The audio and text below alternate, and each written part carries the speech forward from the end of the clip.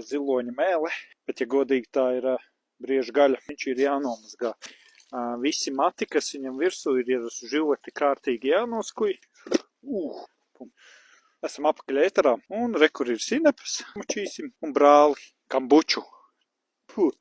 Viņš ir kādu mēnesi tur stāvē. Nu, lejam kādu pusi. Kas tad mums ir klāt? Nāc pievienojies, mēs tev arī varam uzcept. Tā.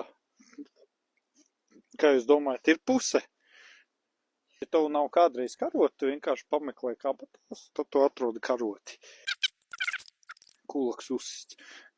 Vien citiem briedis nost bija. Mēs viņu šitā masāžu fizioterapeitisko. Mums ir sviests, cīpoli, timjāns, ķiplo, sals un pipari. Kaļ gaļa ir iemernējusies. Redzat, kāds skaistums. Metam uz galda, paņemam nazi, ja, un nogriežam šitādu gabalu. Širo mēs atliksim dēlam, apcepsim uz pannas.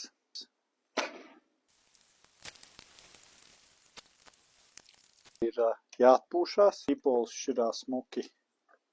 Tad bišķi paņemam ķiplo. Viņš tur atpūšās. Bum! Jā, dēls. Apmēram 2 stundas bija. Kādi komentāri, dēls?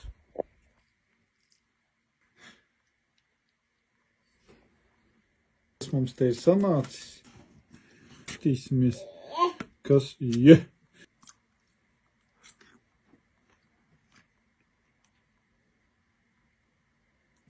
Op.